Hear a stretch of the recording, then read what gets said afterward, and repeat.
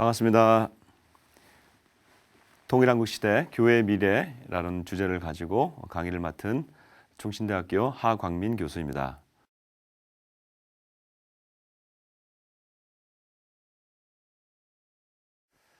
통일이라는 이슈, 이 주제는 참 무거운 주제입니다.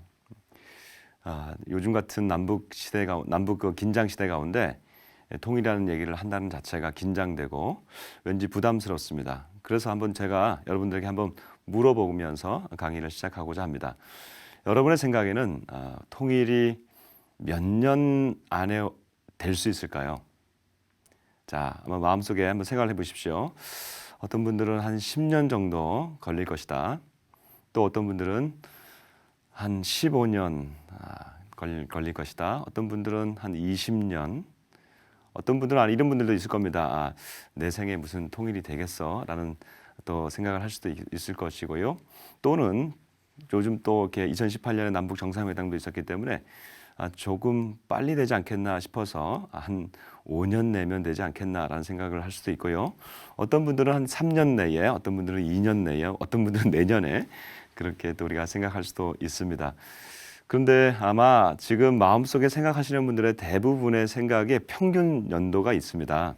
한번 제가 이렇게 살펴보니까 우리 한국 분들이 남북 통일은 한 10년 내면 될 것이다 라는 것이 평균 통일 기대 연수입니다. 그런데 여러분 그거 아십니까? 1994년에 북한의 그 수령이었던 김일성 수령이 죽었습니다. 그 당시에 통일을 기대했던 연수가 10년이었습니다. 그러면 1994년이니까 2004년이면 통일이 됐어야 되는데 지금 2020년입니다. 훨씬 25년 정도가 훨씬 지났습니다. 그럼에도 불구하고 통일이 오지 않는 거, 왜 이렇게 통일이 오지 않는 걸까요? 그런데 왜 우리는 항상 10년 정도를 생각하는 걸까요? 그것은 10년의 함수가 있습니다. 그것은 내가 10년 정도면 준비가 되겠지라는 생각을 한다는 것이죠. 지금으로부터 나나 아니면 우리 공동체 아니면 우리나라는 한 10년 정도면 통일될 준비를 했겠지라는 생각입니다. 이것이 10년의 함정입니다. 다른 말로 하면 내가 준비를 하지 않고 있으면 그 10년은 또다시 10년이 되는 것이고 또다시 10년이 되는 것이고 매년 10년이 되는 것이죠. 이것을 거꾸로 얘기하면 우리가 10년 정도를 잘 준비만 하면 앞으로 10년을 잘 준비하면 이제 통일은 올 수 있다라는 것을 확신하는 그러한 얘기겠습니다. 저는 이렇게 얘기하고 싶습니다. 앞으로 우리가 10년 정도만 잘 준비하면 통일은 반드시 온다. 그리고 분명한 진리는 통일이 왔을 때 하나님은 준비된 사람을 쓰실 것이고 쓸 수밖에 없다는 것입니다. 그러므로 우리는 이제부터 잘 통일을 준비해 가는 자들이 되었으면 좋겠습니다. 오늘 이 강의는 그러면 통일은 언제쯤 올 것이고 그것이 앞으로 한국 교회는 어떤 영향을 미칠 것이며 그럼 우리는 무엇을 준비해야 될 것인지에 대해서 한번 같이 나눠보도록 하겠습니다. 여러분은 언제 올까요? 때와 시기는 너희의 알 바 아니요. 우리 예수님께서 말씀하셨습니다. 마치 통일이 주님 오시는 것 같은 어떤 그런 느낌이 듭니다. 왜냐하면 일제 36년보다 훨씬 긴 그러한 분단의 기간을 맞고 있지 않습니까? 지금 이제 한 70년 지나고 있는데요. 그럼에도 불구하고 여러분 우리가 지금 의미 있는 시간들을 좀 가지고 있습니다. 분단 이후에 처음으로 있는 일들이 있었습니다.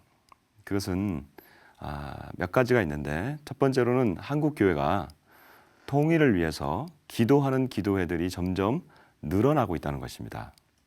예전에는 개교회마다 했었습니다. 그런데 이제는 개인과 개교회를 넘어서 그 통일을 위한 기도회가 전국 방방곡곡으로 펼쳐지고 있고 흩어지고 있고 더 깊게 내려가고 있다는 것입니다. 저는 믿습니다. 하나님이 반드시 무슨 일을 하실 때에 어떤 일을 하실 때에 기도하는 사람들을 반드시 사용하십니다. 그 기도하는 운동들이 지금 최근 한 10여 년 사이에 많이 일어나고 있다는 것이죠. 주빌리 통일 구국기도회 2011년에 일어났습니다. 그와 비슷한 한 1년 전에 에스더 구국기도 운동이 일어났습니다. 한국 평화통일기도회가 일어나고 있습니다.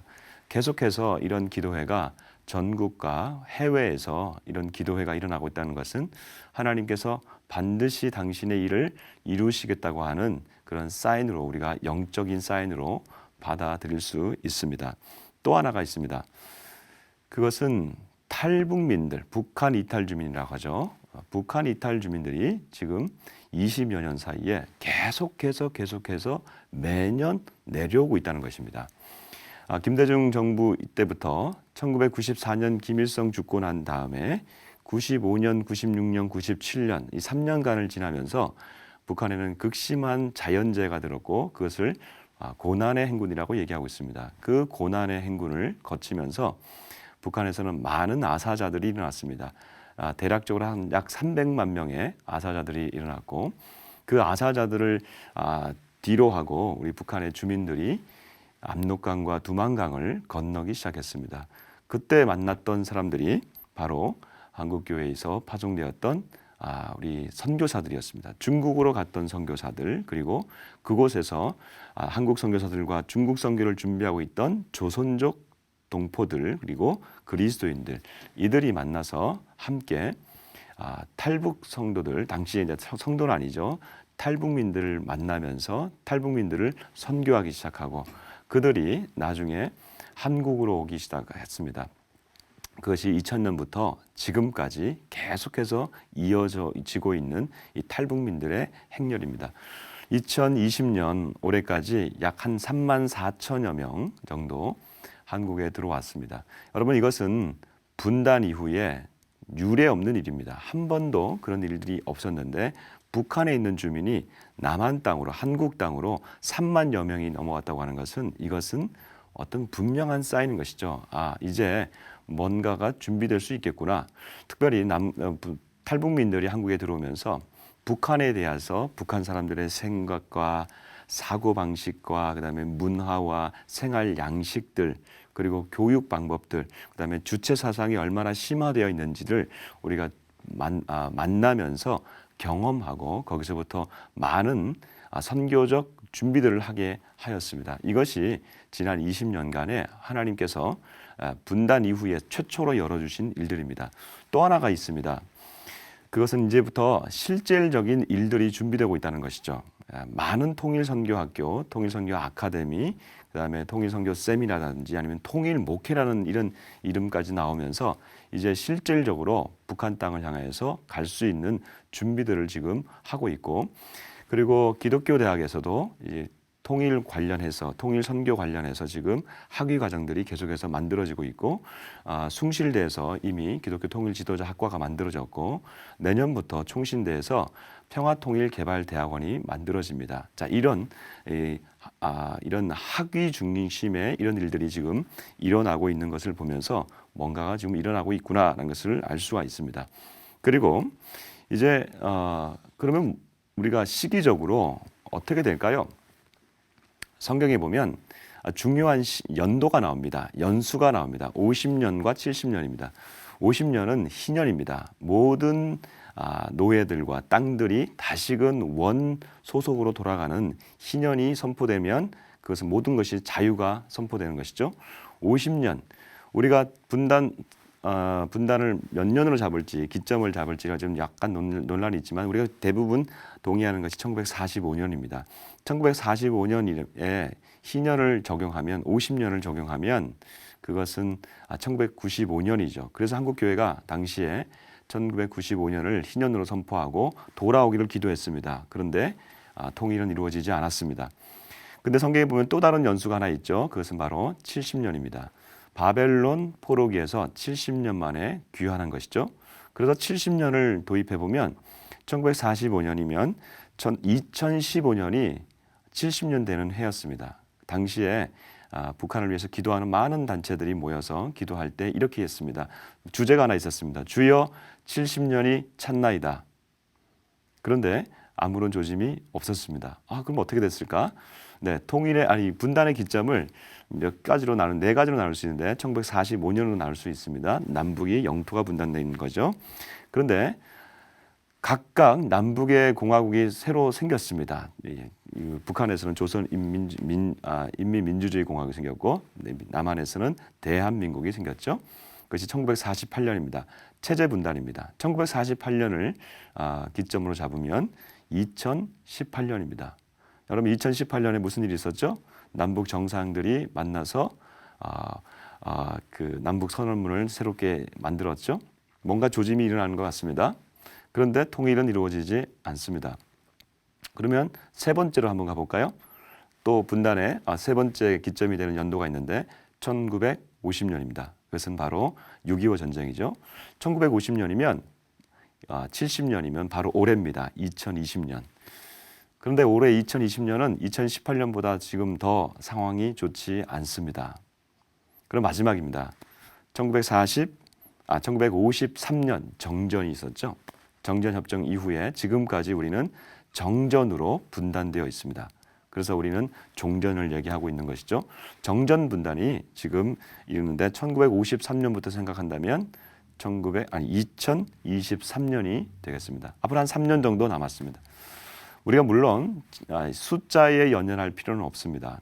그러나 하나님이 말씀해 주신 50년과 70년 안에는 이스라엘 백성도 돌아왔는데 이것은 우리의 마음이고 희망이고 바람입니다. 하나님, 우리가 70년 만에 돌아오게 해주십시오. 우리도 70년 만에 돌아오게 해주십시오. 그러면 북한의 그 상태를 잠깐 보겠습니다. 여러분, 북한의 상태는 지금 1대, 2대, 3대 김씨 왕조 세습 국가입니다. 김일성, 김정일, 김정은. 그럼 4대까지 갈 수 있을까? 과연 현대사회에서 독재국가로 4대 세습이 가능할까? 이것은 모든 사람들이 다들 동의합니다. 4대 세습은 어려울 것이다. 그리고 북한이 변화되지 않는 것 같지만 북한에 지금 일어나고 있는 새로운 세대들은 지금 젊은 세대들, 청년 세대들, 그다음에 어린이 세대들은 스마트폰을 보고 있습니다. 그리고 한국의 드라마를 보고 있습니다. 그러니까 어른 세대들처럼 그렇게 갈 수는 없을 것입니다. 그러므로 통일은 반드시 북한의 변화와 그에 따른 한반도의 어떤 구조적 변화, 이 모든 것들은 통일은 자연스럽게 귀결될 수 있는 결과라고 생각됩니다. 자, 그러면 이제 주제를 바꿔서 한국교회가 그러면 왜 이 문제에 대해서 우리가 관심을 가져야 할까? 왜 우리는 여기에 대해서 기도해야 될 것인가? 첫 번째입니다. 우리 한국교회의 근원이 북한에서부터 출발했기 때문입니다. 복음은 북한에서부터 흘러 들어왔습니다. 그리고 모든 한국교회의 부흥의 시작은 1903년 원산 대부흥이 있었고 1907년 평양 대부흥이 있었습니다. 여러분, 평양 대부흥의 운동의 여파로 한반도는 당시는 분단되지 않았으니까 우리가 지금 한반도로 부르는 게 맞는 것 같습니다. 한반도는 정말 엄청난 부흥의 열기가 북반구와 그리고 당시 남반부까지 흩어져서 전 그 한반도 전역에 교회가 세워지게 되고 1907년 끝나고 1910년에 그 부흥의 여파로 100만인 구령 운동을 조직하기 시작합니다. 100만 명을 당시 100만 명을 우리가 전도하겠다 하는 이런 100만 명 구령 운동이 일어나게 됩니다. 그것이 바로 1907년 평양 장대현 교회에서 있었던 운동입니다. 여러분, 근데 그 장대현 교회가 오늘날 어디에 있는지 아십니까? 그 장대현은 오늘날 북한에 가보면 큰 동상이 서 있습니다. 그 동상이 바로 김일성 동상과 그리고 김정일이 죽자, 그의 아들 김정일이 죽자 김정일 동상을 두 개를 같이 세우는 동상이 있습니다. 그것이 바로 오늘날 북한에 있는 만수대 언덕입니다. 이 만수대 언덕은 북한 땅에서는 굉장한 성지이죠. 만경대, 김일성 출생지인 만경대와 함께 만수대 언덕은 북한에서는 성지 중에 성지입니다. 근데 여러분, 그 만수대 언덕이 어딘지 아십니까? 바로 장대현 교회가 있던 자리입니다.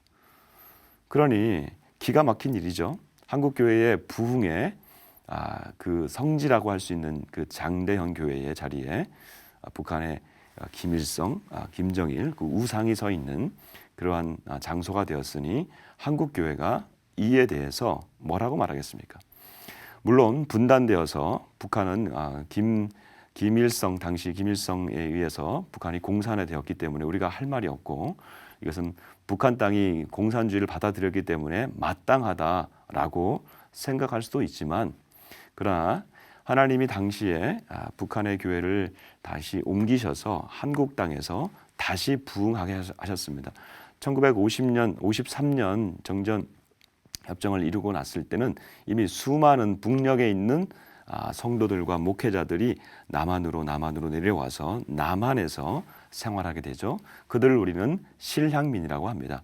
오늘날 탈북민의 원조가 바로 당시에 내려왔던 실향민들입니다. 여러분, 실향민들이 세운 교회, 당시에 사대문 안에 세워졌던 교회들이 충영교회, 영락교회, 경동교회, 수많은 교회들이 당시에 한국교회 이 서울 도성에 세워졌고 한국교회의 남한교회의 부흥을 이루었던 교회들이 대부분 실향민의 교회였습니다. 그러므로 여러분, 한국교회의 이 분단 이후의 한국교회 부흥의 그 토대는 북녘에서 내려온 성도들과 교회였습니다. 그러므로 우리는 북한에 대한 영적 부채의식, 이것을 우리가 갖지 않을 수가 없습니다. 왜냐하면 복음이 북한에서 흘러왔고 한국교회의 부흥이 바로 거기에서 연유하기 때문입니다. 그리고 당시에 북한의 기독교인들은 북한 기독교인 플러스 그다음에 우리 남한에 있는 모든 기독교인들도 그랬지만 민족 중심의 교회였습니다. 나라를 사랑하는 마음이 너무나 강했어요. 그래서 이 표에 나가시는 그 표를 보시면 일제가 3.1운동 때 가두어 들였던 사람들을 표로 만들어 놨습니다. 거기에 보시면 여러 지역에서 전라도에서도 상당히 많이 잡혔지만 북녘 지역에서 잡혔던 사람들, 수감된 사람들, 기독교인들이 훨씬 더 많습니다. 그러니까 황해도, 평안도, 함경도 여기에서 잡힌 사람들의 숫자가 훨씬 많습니다. 그것은 북녘에 있는 그리스도인들이 나라를 사랑하는 그리스도인이었다는 것을 동시에 보여줍니다. 자, 오늘날 우리가 한국교회가 지금 어렵고 그다음에 나라도 어려워지고 있습니다. 이럴 때 한국교회가 다시금 북녘에 대해서 영적 부채의식을 가지고 초기 우리 교회가 가졌던 나라 사랑하는 마음을 다시금 가진다면 우리가 이 나라의 이 분단 문제에 대해서 소홀히 할 수 없다는 것이죠. 또한 우리 한국교회 목회자들은 대부분 북한에 있어서 출발했던 평양신학교에서 대부분 훈련을 받았습니다. 그러니까 우리의 영적 뿌리는 평양신학교에 있고요. 감리교가 1946년에 성화신학교를 만들었습니다. 그것이 평양에 있었습니다. 두 신학교의 이 모태 자체가 평양에서 출발했다는 것을 알 수가 있습니다. 두 번째 우리가 북한에 대해서 관심을 가져야 되는 이유가 두 번째는 남북이 서로 죽이는 전쟁을 치렀다는 것입니다. 물론 공산주의에 맞서서 자유진영이 어쩔 수 없이 싸워야 했던 것입니다. 그러나 당시에 미소 냉전 이전에 민족끼리는 서로가 서로를 죽이는 그러한 아픔의 결과가 있었고 양측에서 200만 명 이상이 죽는 끔찍한 사건이 있었습니다. 여러분, 오늘날 한 명만 죽어도 그렇게 아프고 온 나라가 난리가 나는데 200만 명이 죽었고 그 피의 부르짖음은 북측에도 그렇고 남측에도 그렇고 우리 모든 사람들에게 상처로 남아 있습니다. 그래서 깊은 상처가 우리 밑에서는 흐르고 있습니다. 특별히 한국교회 밑에 그 아픔의 상처가 흐르고 있습니다. 저는 우리 한국교회의 이 깊은 상처를 예수 그리스도의 십자가의 피로 다시 회복하지 않으면 그 피의 부르짖음은 북녘을 향해서 계속해서 적대적인 그리고 비난적인 태도로 나올 수밖에 없을 것입니다. 우리가 북녘을 품고 북녘을 이 통일을 위해서 계속해서 기도해야 되는 이유는 우리 안에 있는 상처 그리고 우리 안에 서로를 죽인 죄, 이 죄의 최종적인 해결은 평화, 통일로 나아갈 수밖에 없다는 것을 말하고 있습니다. 세 번째, 우리 한국교회가 북녘을 품어야 되는 이유 그리고 북한을 위해서 계속 기도하고 통일을 위해서 기도해야 되는 이유가 세 번째는 한국 사회가 지금 한국 사회에 가장 최종적으로 미지의 영역으로 남아있는 영역이 있다면 그것은 바로 남북 분단 문제입니다.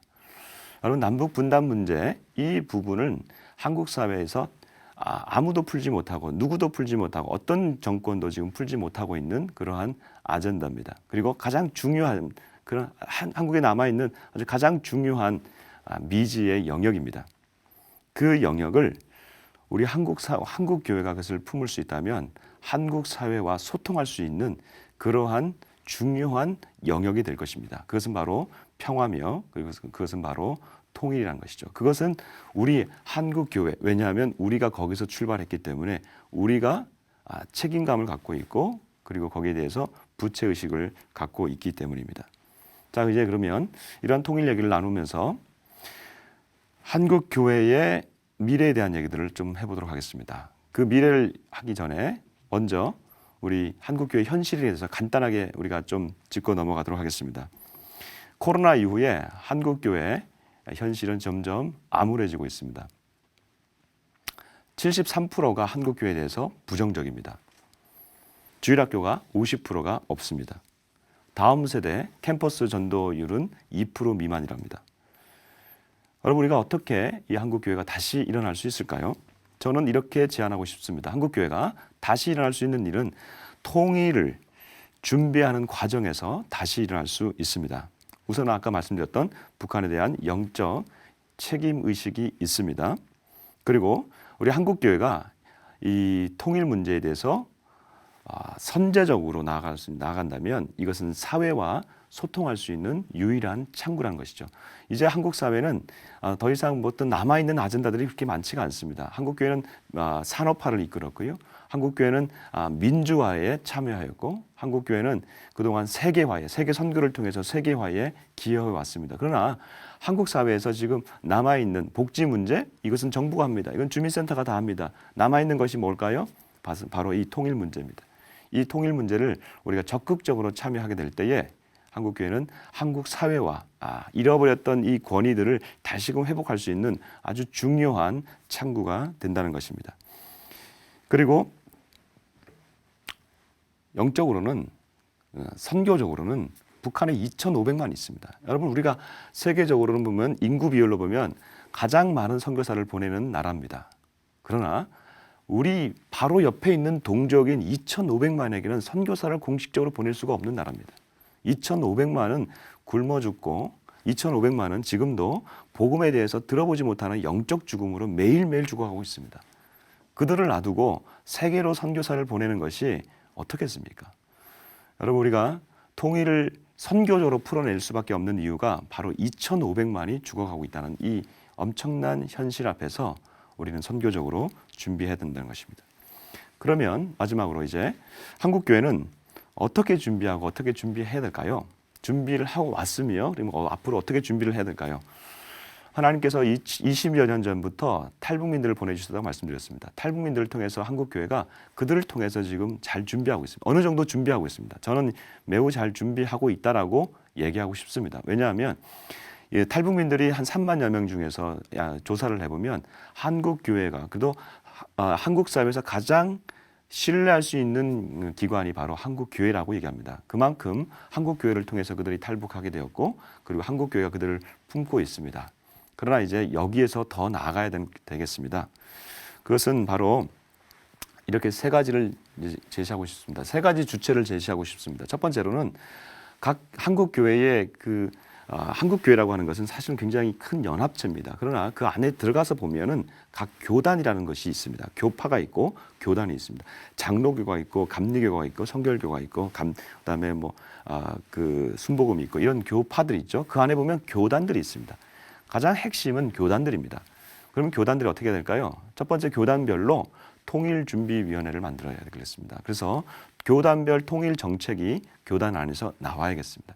거기서 사람을 길러야겠습니다. 두 번째, 정책이 세워지면 교단 내의 신학교가 이것을 받아서 신학교 내에서 사람들을 실질적으로 준비를 해야겠습니다. 그래서 MDB 우리 신학생이라든지 아니면 신학생들 졸업한 이후에 대학원에서라도 그런 분들이 학위 과정에서 실질적으로 준비할 수 있는 전문 인력들을 만들어야겠습니다. 세 번째는 한국교회 현장에 있는 지역교회들입니다. 지역교회들이 실질적으로 일할 수 있는 가장 중요한 토양이라고 할까요? 가장 좋은 밭이 되겠죠. 그러면 이분들이 준비하고 나가면 그곳에서 현장에서 일을 해야 되는데 한국교회가 지금 한 6만여 개의 한국교회 중에서 통일을 준비하고 있는 부서를 만들어 놓고 있는 교회가 전국에 제가 조사한 바로는 200여 개밖에 되지 않습니다. 그러므로 앞으로 한국 교회 내에서 이런 부서들이 점점 만들어지고 그 안에서 일을 할 수 있고, 그래서 통일을 준비하는 잘 준비된 우리 사역자들이 성도들과 함께 그 안에서 탈북민들을 섬기든지 아니면 북한으로 나갈 수 있는 여러 가지 일들을 실질적으로 준비하는 그러한 통일 선교와, 그리고 더 나아가서는 그러한 교회들이 점점 많아지는 통일 목회까지 만들어진다면 매우 훌륭한 준비가 되겠습니다. 그리고 마지막으로 한국교회는 각 영역을 준비하겠습니다. 각 영역의 전문가들을 준비할 필요가 있습니다. 왜냐하면 앞으로 통일이 되는 것은 우리가 생각하고 있는 지금 분단 국가의 이 모습과는 완전히 다른 모습이 될 것입니다. 왜냐하면 남한은 지금 북한이라고 하는 나라를 휴전선으로 맞대고 있습니다. 그리고 육지로는 갈 수가 없는 것이죠. 그러나 통일되고 나면은 우리 한반도는 중국과 러시아를 육지 대 육지로 맞대게 되고요. 그리고 우리는 그곳을 육지를 통해서 나가게 됩니다. 세계화가 이루어지게 되는 것이죠. 머릿속에만 있는 세계화가 아니라 바로 옆에 있는 세계화가 이루어지게 된다는 것입니다. 그러니까 통일이라고 하는 것은 완전히 새로운 그림을 그려야 되기 때문에 이 영역에, 각 영역에, 미디어 영역에, 경제 영역에, 그다음에 정치 영역에, 그다음에 예술과 문화 영역에 우리 각 전문가들을, 기독 전문가들을 세울 필요가 있습니다. 이제 정리하겠습니다. 우리는 어디까지 와 있을까요? 우리의 소원은 통일이라는 그런 마음을 노래를 계속해서 불렀습니다. 지금 다음 세대는 지금 이런 노래를 잘 모르지만 우리 어른 세대들은 계속해서 통일이라는 노래를 불렀습니다. 우리의 소원은 통일. 그러나 그 통일이라는 것이 북한이 무너지는 통일이었습니다. 그렇죠? 그러나 2018년에 갑자기 남북 정상들이 만나서 손을 잡고 평화를 얘기하고 있습니다. 지금 우리는 어떤 통일을 준비해야 될까요? 여러분, 우리가 북한이 무너지는 통일을 준비할 수도 있고, 그러나 갑자기 무너진다 그러면 우리 한국 교회나 한국 사회는, 아니 한국 정부는 이것을 감당할 능력이 사실은 되지 않습니다. 독일 통일도 지금 그 서독이 동독을 흡수했지만 독일이 다시금 올라오는 데는 수많은 기간이 필요했습니다. 남한의 지금 한국의 경제력으로는 북한을 흡수해서 통일할 수 있는 상황은 되지 않습니다. 가장 좋은 것은 평화로운 체제 가운데서 있다가 통일로 가는 길이겠죠. 자, 그러면 뭐가 될까요? 여러분, 우리가 분단기를 이제는 끝내야 되겠습니다. 분단기를 성경적으로 얘기한다면 분단은 애굽의 400년 노예 생활 같습니다. 그리고 통일은 우리 민족에게 주어지는 가나안 땅입니다. 그러면 어느 중간기가 필요할 것입니다. 그것이 평화 교류가 되든지 어떤 일정 기간의 잠정적 협정 체결의 기간이 되든지 우리는 이제 이 중간 단계로 들어갈 필요가 있습니다. 이 중간 단계는 성경에서 보면 광야입니다. 광야는 어렵습니다. 불평이 있습니다. 이 중간 단계는 여러 가지 이념적 그런 갈등들도 있을 수 있고 남남 갈등도 있을 수 있습니다. 그러나 교회가 이 기간을 광야 기간으로 본다면 여러분, 우리가 준비해야 될 것이 있습니다. 가나안 땅에 들어가서 준비한 것이 아니라 교회는 이 광야 기간에서 율법을 준비했고 성막을 준비했고 제사장을 준비했습니다. 이 모든 것이 다 준비되어서 가나안 땅에 들어간 것이죠. 여러분, 통일의 가나안에 들어가려면 이제 한국 교회는 이 광야 생활로 들어가서 여기에서 실질적인 준비들을 해야 될 필요가 있다는 것입니다. 지금 통일을 준비하고 있는 교회가 아까 부서적으로 준비되는 교회가 전국에 200여 개라는 것은 아직까지는 우리가 가야 할 길이 아직은 멀다라는 것을 보여줍니다. 그러나 또 다른 10년을 우리가 기다리는 것이 아니라 오늘부터 결단한다면 새로운 10년 안에 하나님이 새롭게 일하실 줄 믿는 것입니다. 계속해서 우리는 믿는 것입니다. 감사합니다. 오늘 이 강의 우리가 믿음으로 통일을 바라보자. 한국교회의 소망은 통일을 준비하는 과정 가운데 있다.